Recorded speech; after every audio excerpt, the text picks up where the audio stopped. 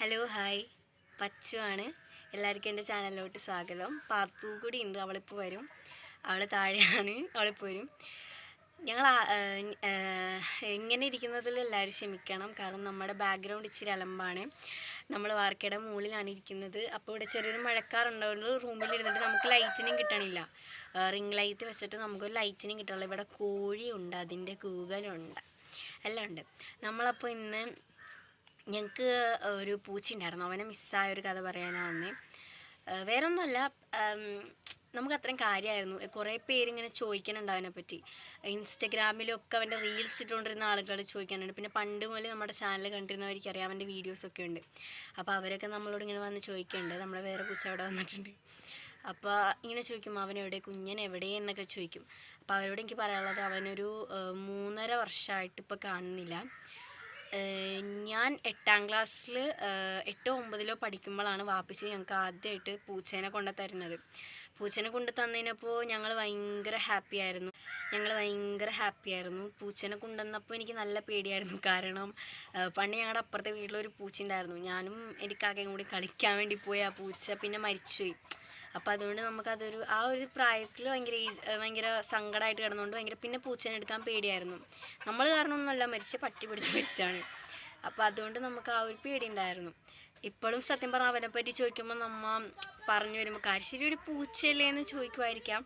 എന്നാലും നല്ല സങ്കടമാണ്. നമ്മൾ എന്തെങ്കിലുമൊക്കെ പറഞ്ഞു വരുമ്പോഴേക്കും ഇതിനെപ്പറ്റി ചോദിക്കുമ്പോൾ കണ്ണ് നിറയും, അല്ലെങ്കിൽ എന്താ പറയുക, എന്തിങ്ങനെ ഒച്ചയിടറും, അങ്ങനെയാണ് നമുക്ക് സംസാരിക്കാൻ പറ്റില്ല. ഇതിപ്പോൾ ഞാൻ ഇപ്പോൾ ഓർക്കാൻ കാരണം, ഇന്നലെ നമുക്കിവിടെ ഒരു കുറിയുണ്ട്. നമ്മുടെ ലൈവ് കാണുന്നവർക്കറിയാം, കാണാത്തവരാണെങ്കിൽ ലൈവിൽ വരിക. നമുക്ക് ഇങ്ങനൊരു കുർണി എന്ന് പറഞ്ഞൊരു കുഞ്ഞുണ്ട്. ഇപ്പോൾ അവനെപ്പോഴും ഇങ്ങനെ നമ്മുടെ അടുത്ത് വരും. ഇപ്പോഴും ഇവിടെ ഉണ്ട് എൻ്റെ അടുത്ത്. അവൻ ഇന്നലെ നടന്നു പോകണ്ടപ്പോൾ എനിക്ക് പെട്ടെന്ന് എൻ്റെ കുഞ്ഞനെയാണ് ഓർമ്മ വന്നത്. പണ്ട് ഞാനിങ്ങനെ കരയൊക്കെ ചെയ്യുമായിരുന്നു, മമ്മി വഴക്ക് പറയുമ്പോൾ. കരയുമ്പോൾ ഇവൻ നമ്മുടെ അടുത്ത് വരും. അപ്പം ഞാൻ ഇങ്ങനെ ചീത്ത പറഞ്ഞൊക്കെ ഓടിക്കും. നമുക്ക് കരയുമല്ലേ, ചീത്ത പറഞ്ഞ് ഓടിക്കുമ്പോഴും ഇവൻ നമ്മുടെ അടുത്ത് വന്നിട്ട് ഇങ്ങനെ പോട്ടെ എന്നുള്ള രീതിയിലിരിക്കുമ്പോൾ പേഴ്സണലി നമുക്കത് പെട്ടെന്ന് ഫീലാവും.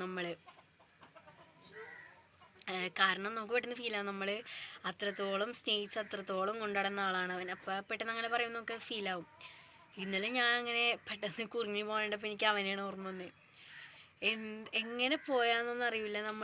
ഞാൻ 10th പഠിക്കുമ്പോൾ ഞങ്ങൾക്ക് വീട് മാറി റെൻറ്റിന് പോകേണ്ടി വന്നു, കുറച്ച് പ്രശ്നങ്ങളൊക്കെ ഉണ്ടായിട്ട്. അപ്പം അങ്ങനെ പോയപ്പോൾ ഞങ്ങൾക്ക് കൊണ്ടുപോകാൻ പറ്റിയില്ല. അവിടെ നിറച്ച് കാടൻ പൂച്ചയായിരുന്നു, നമുക്ക് കൊണ്ടുപോകാൻ പറ്റിയില്ല. അങ്ങനെ തറവാട്ടിലാക്കിയിട്ടാണ് നമ്മൾ പോയത്. തറവാട്ടിലാക്കി കുറേ നാൾ കഴിഞ്ഞിട്ട് അതവിടെ കല്യാണമൊക്കെ ആയപ്പോഴാണ് നമ്മൾ ഇടയ്ക്ക് വരുമായിരുന്നു, കാണുമായിരുന്നു. അപ്പോഴും ഇങ്ങനെ വെല്ലുമ്പോൾ പറയും. അങ്ങനെയാണ് നമ്മൾ പാപ്പച്ചിനോട് ഇങ്ങനെ പറയുന്നതും.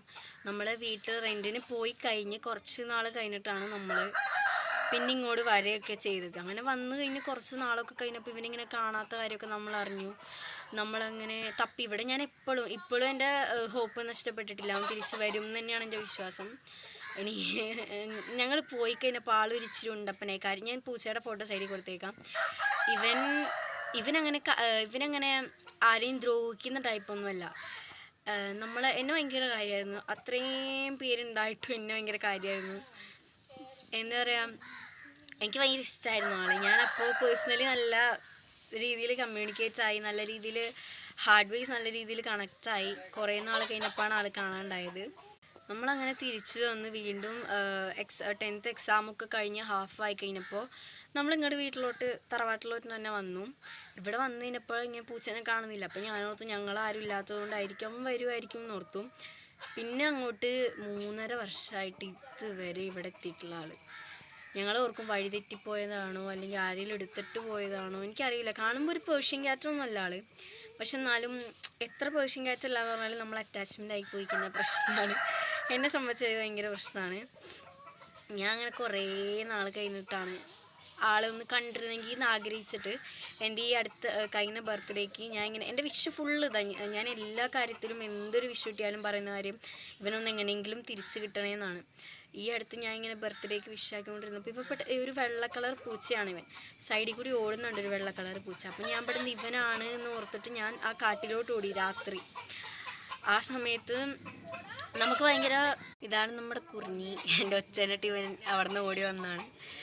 ഇവനെ കാണുമ്പോഴാണെങ്കിൽ പെട്ടെന്ന് പേഴ്സണലി കുഞ്ഞിനെ ഓർമ്മ വരിക.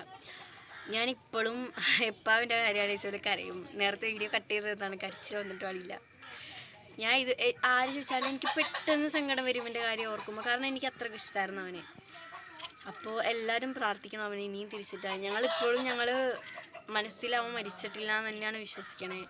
ഇവിടെ എല്ലാവരും മരിച്ചു എന്ന് പറഞ്ഞിട്ടും ഞാൻ മരിച്ചു എന്ന് വിശ്വസിച്ചിട്ടില്ല. എല്ലാവരുടെയും പ്രാർത്ഥിക്കണം, എല്ലാവരുടെയും ദുആയിൽ അവനെ ഉൾപ്പെടുത്തണം, അവനെങ്ങനെ തിരിച്ചിട്ടണം എന്നാണ് ഞങ്ങളുടെ ആഗ്രഹം. ഇതാണിപ്പോൾ നമ്മുടെ പൂച്ച മിസ്സായ കഥ. Thank you for watching.